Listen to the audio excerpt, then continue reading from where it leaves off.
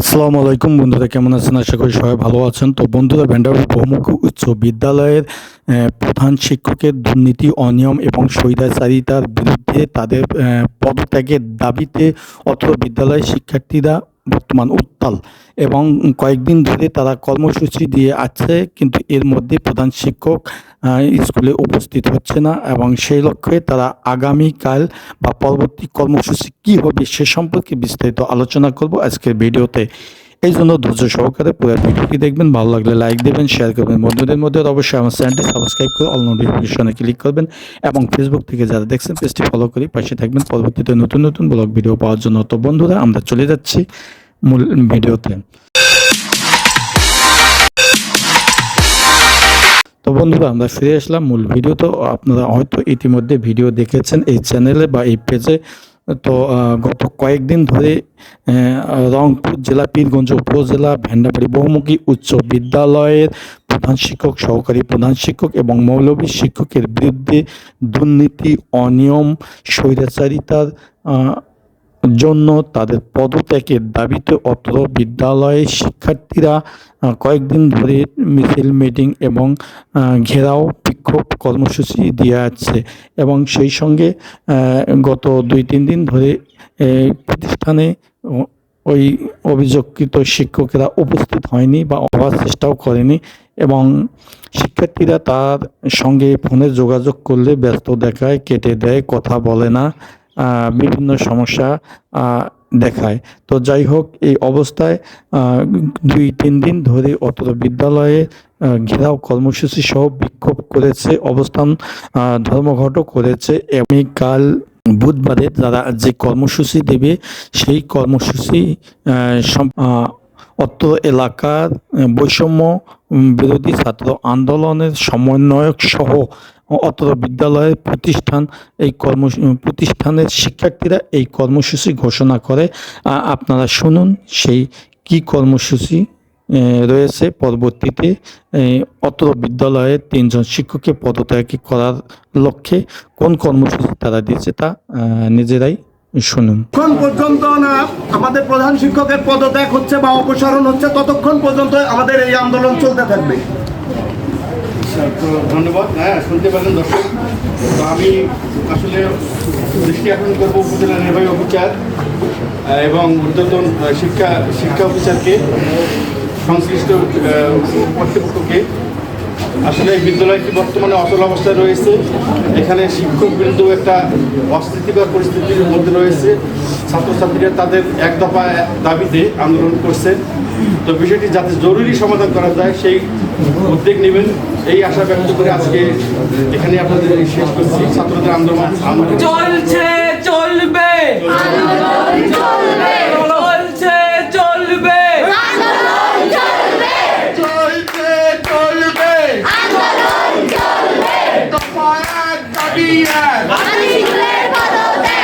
শিক্ষকের পদত্যাগ,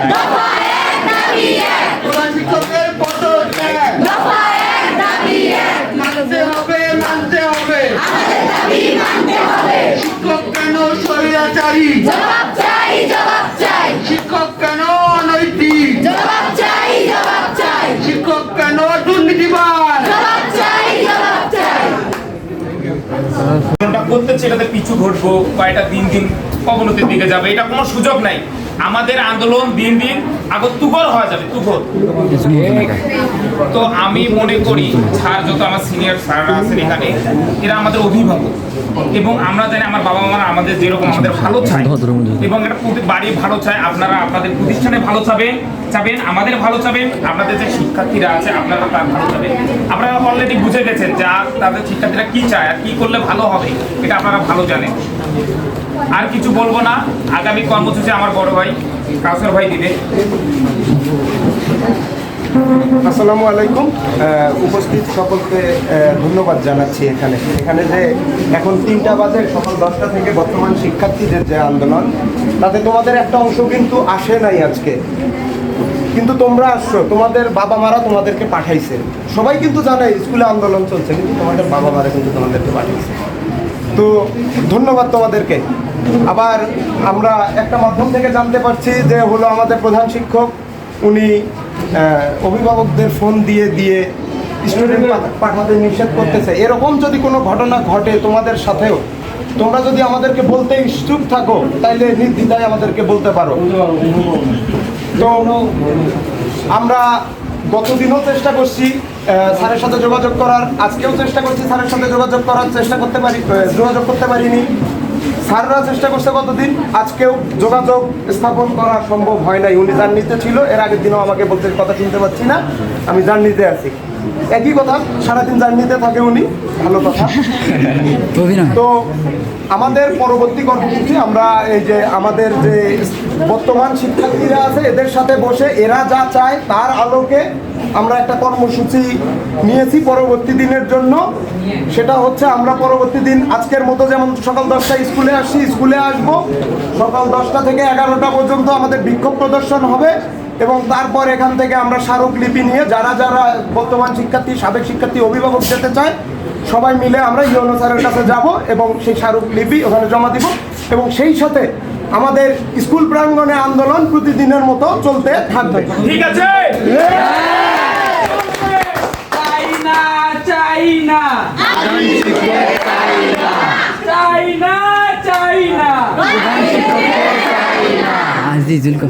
তো সে পর্যন্ত তোমরা যারা আজকে আসছো, আশা করব এই আন্দোলনের শেষ পর্যন্ত তোমরাই নেতৃত্ব দিবা। আমরা তোমাদেরকে সহযোগিতা করার জন্য এখানে আসছি। এই বিদ্যালয়ের প্রাক্তন শিক্ষার্থী হিসেবে আমরা এখানে আসছি, আমাদের প্রাণের বিদ্যালয়।